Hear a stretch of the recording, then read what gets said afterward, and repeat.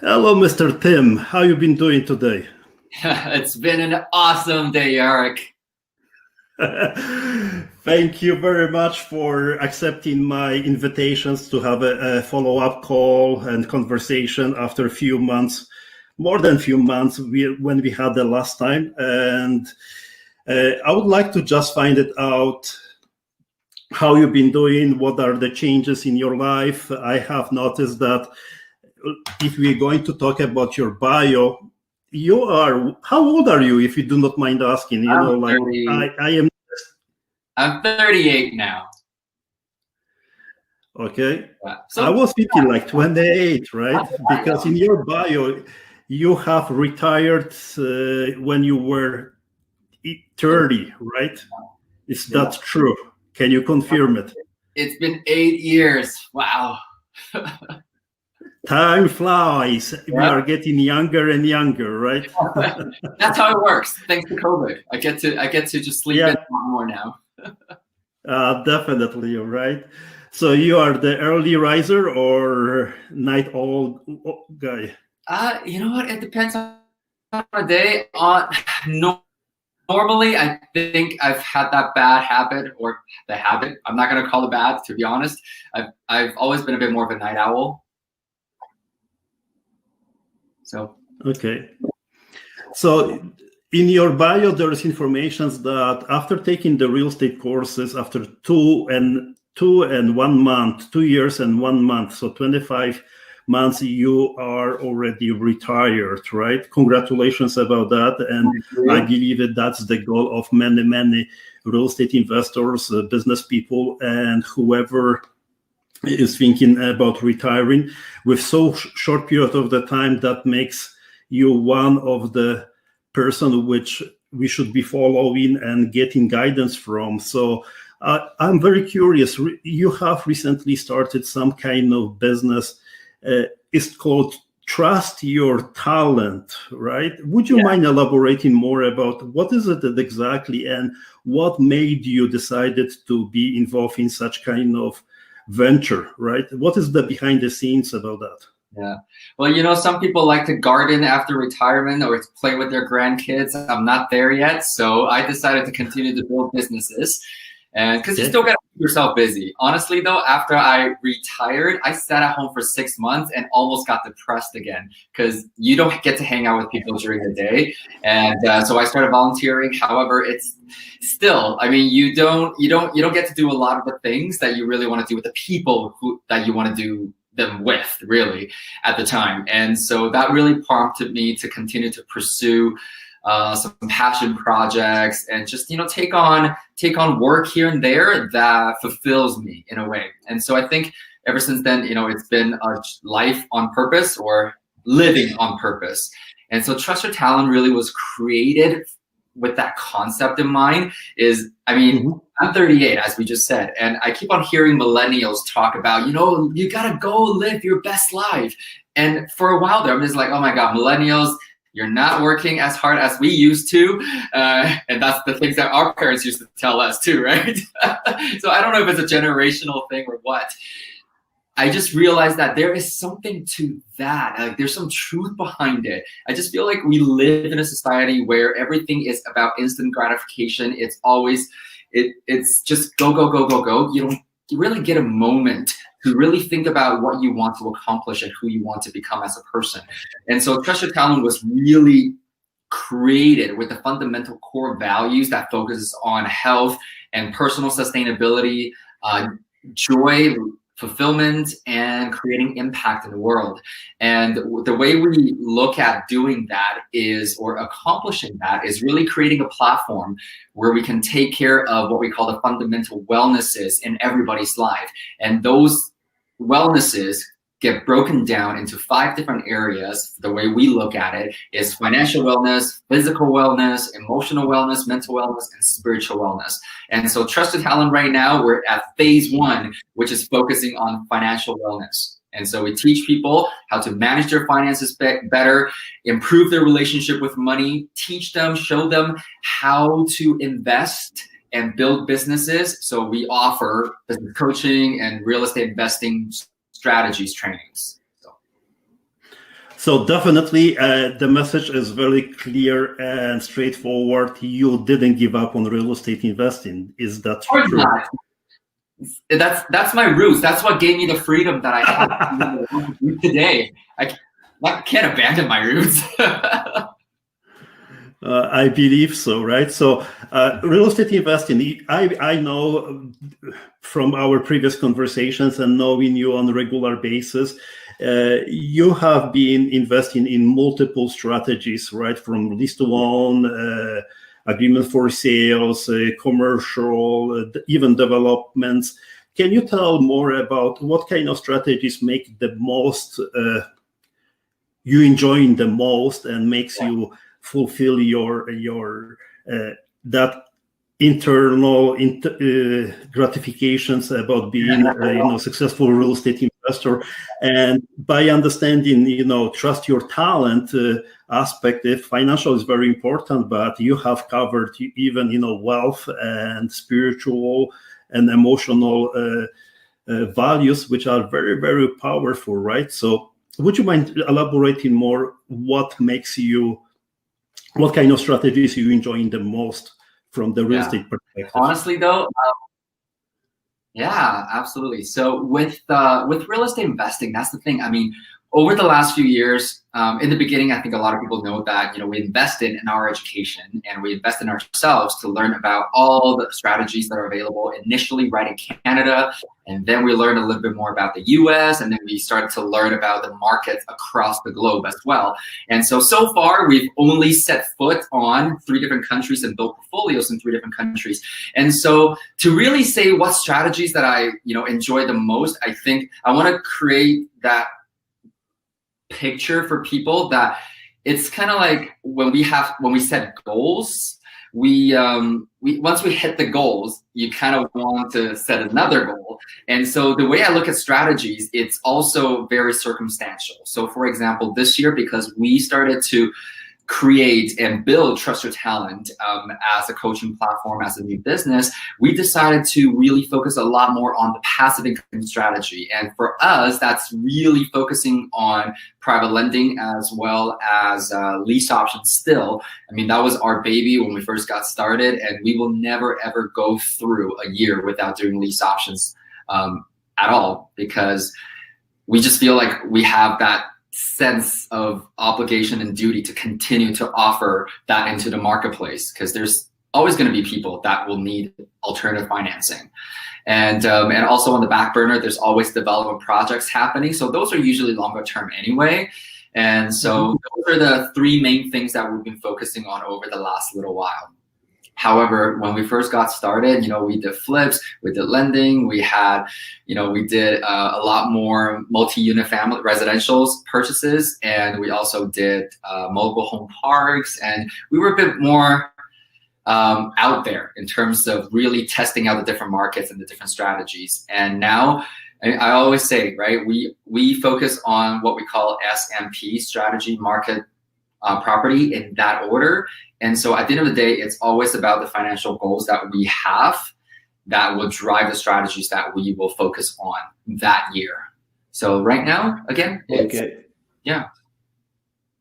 So I'm very curious about your perspective, and what if the market goes down? What is the worst case scenario, right? Yeah. There is a perception that if you buy, renovate and sell, or you utilize different strategies, there is always a market appreciation. Yeah. I would really like to open the eyes for whoever thinking about real estate investing, that they should be also considering options, which hopefully will never happen. That may even happen is, what if the market goes down? What is the value goes? So what is your strategy? What are your suggestions for anyone thinking about investing in such kind of situations and to avoid kind of problems like that? Yep, absolutely. So 2 things, and I'll elaborate on those. Number 1 is always making money in the buy. Number 2 is always have at least 2 or more exit strategies, if not 3 or more these days, so that you can really continue to take calculated risks. Because, I mean, you and I both know, we cannot stand here and tell people that even if you get educated or you know what you're doing, you're not going to lose money. That's just not true.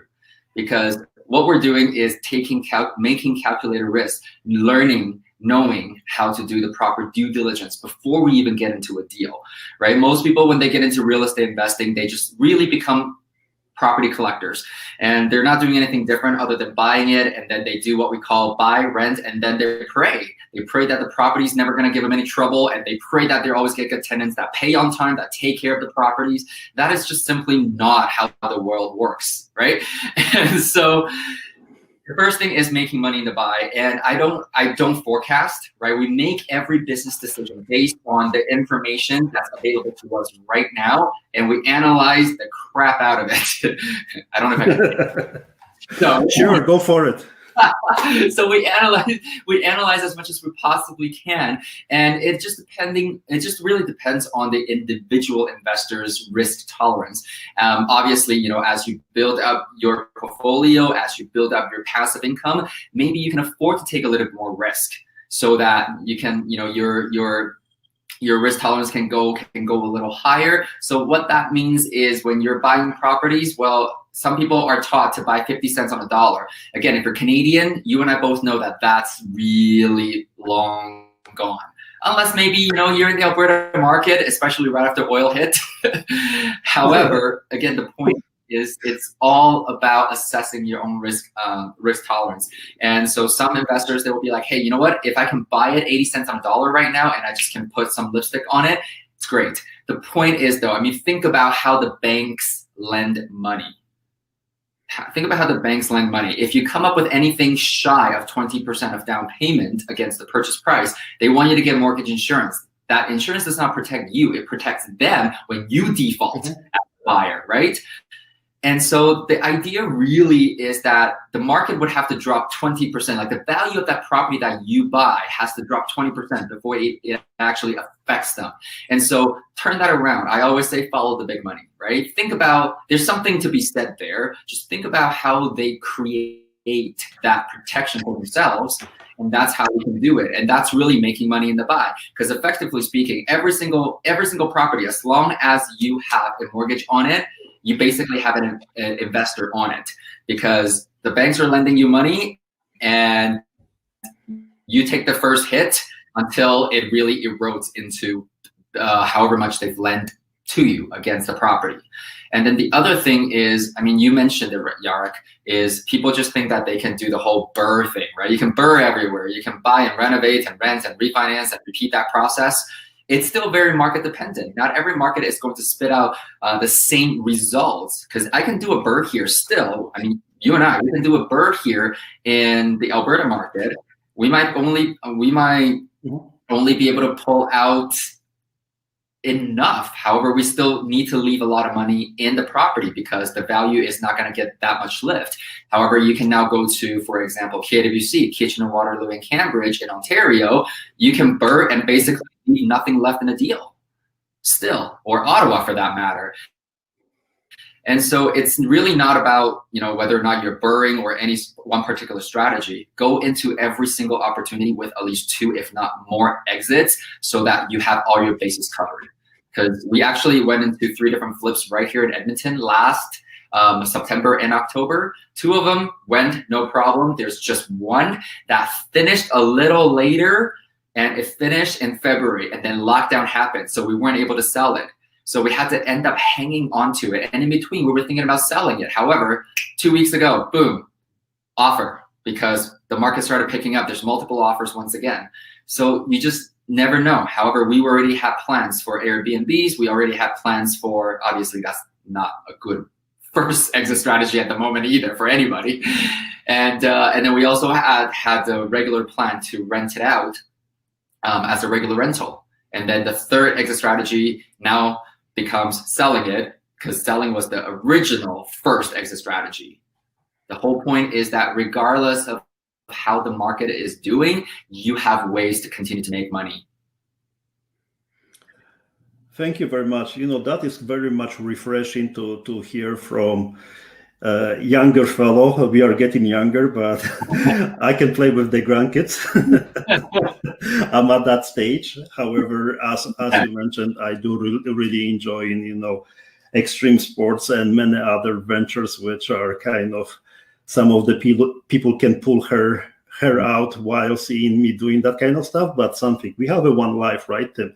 I would like to talk with you made very serious and valuable points with the make money on the buy, making sure that the 20% loans from the mortgages, and I can just ensure that that's very, very valuable and very powerful points for anybody who is investing in real estate investing, right? I would like to ask you, as a successful person in the retirement stage, while being very, very young fellow, what kind of suggestions would you like to give it to the beginners investors and whoever advanced, sophisticated investors? What would you like to suggest them from your own perspective? I believe that everybody has a different point of view. Everybody has a different life experiences. However, you are the sample of the guys who had achieved the goals, and you are doing quite a lot of good work with the Trust Your Talent, and covering not only financial situations of every human being, but also emotional, spiritual, and many other aspects. So I would really appreciate if you can give some feedback to anyone who is investing in real estate. Yeah. You know what? I really see real estate as the vehicle. Ultimately, we are all learning how to invest. So by definition of that, we're all learning how to make money work harder for us so we don't have to work as hard, to be really honest. And so that's the way I really approach this, to be frank. And so the idea behind that, though, I think this really goes back to, I know I shared a little bit about this last time. It's been a huge journey of personal development and discovery as well. And I just remember right before my third heart attack, and I was in a corporate job. And this was the year 2011, now beginning of 2011. And we had just wrapped up the fiscal year for 2010. And a lot of you guys know that I used to work for the Yellow Pages group. So no surprise there that I got laid off in 2012. However, in 2010, that was when Google started to get really big. Facebook started to take over the net, and just really the beginning age of this whole internet frenzy, right? And I remember seeing the first iPhone launch, and think about how far we've come. So, however, the point is, I was taught the exact same way that most people were, is that I got a good job. I was making six figures there, and then I climbed the corporate ladder, and then only to get myself into a third minor heart attack situation in mid-2011. However, leading up to that, honestly though, a few months before, I don't know if that's one of the contributing factors, maybe it was, I just remember, because in 2010, despite the fact that there was some severe competition now from Google, from Yahoo, from MSN back in the days, against the Yellow Pages brand, I still managed to lead my teams to hit targets. I personally hit targets. So as a result, I was waiting for my bonus to come through at the beginning of 2011. And it's really interesting because I'm going to shorten the story for you, because after months, not just days and weeks, okay, they came out the initial report. It said that I did not hit the bonus, and I have every record of every contract of every rep that I was coaching and managing, and I could give them the results. And so after disputing all of that, months later, I got an email back from my manager, that got it from his director, that got it from the VP, that got it from the senior VP, and the email basically said, "We have closed the books for 2010. Tell Tim to be a team player and move on." I don't know the exact words at this point, and I just don't ever want to be in that situation. I don't ever wish that on anybody.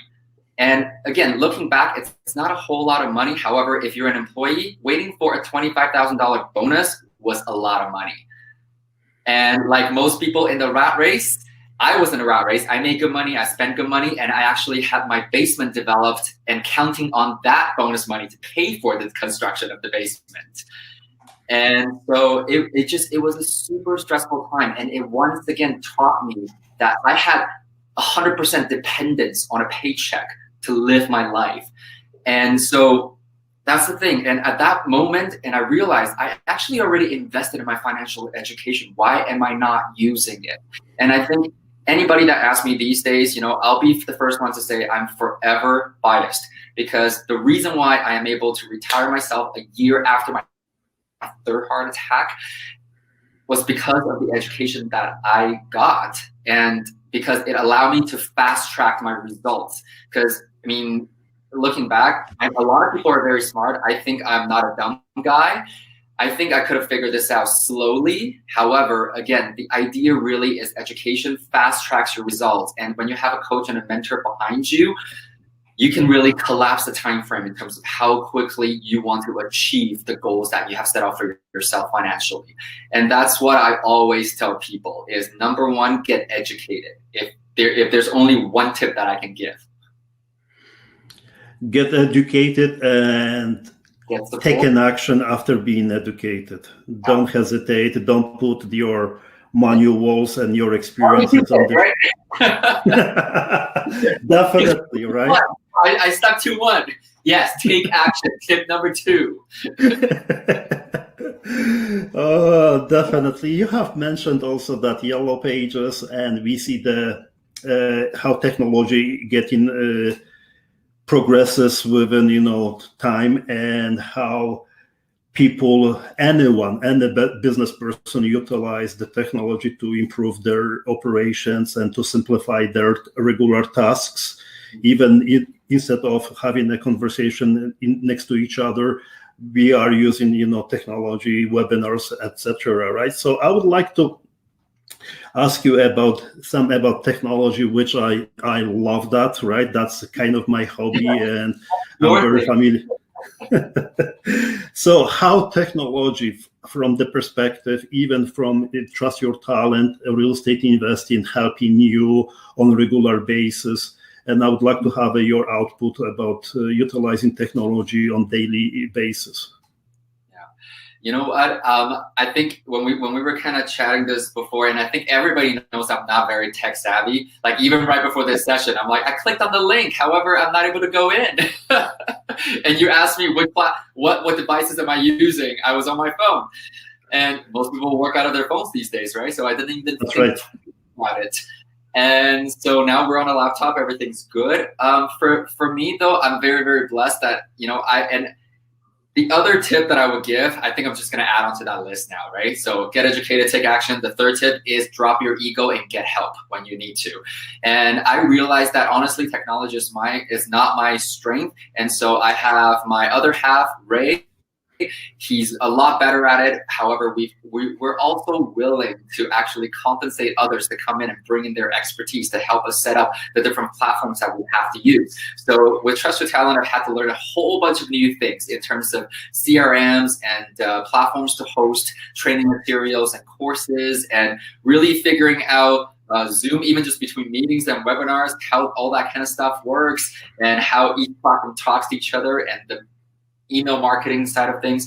I think it's helped us obviously automate a lot of things. There's always growing pains in the beginning when you're setting things up. However, it's really about being able to run smoothly and efficiently afterwards. It's set and forget, right? And it's the setting part that's really frustrating. And I always compare that to me putting together a piece of IKEA furniture.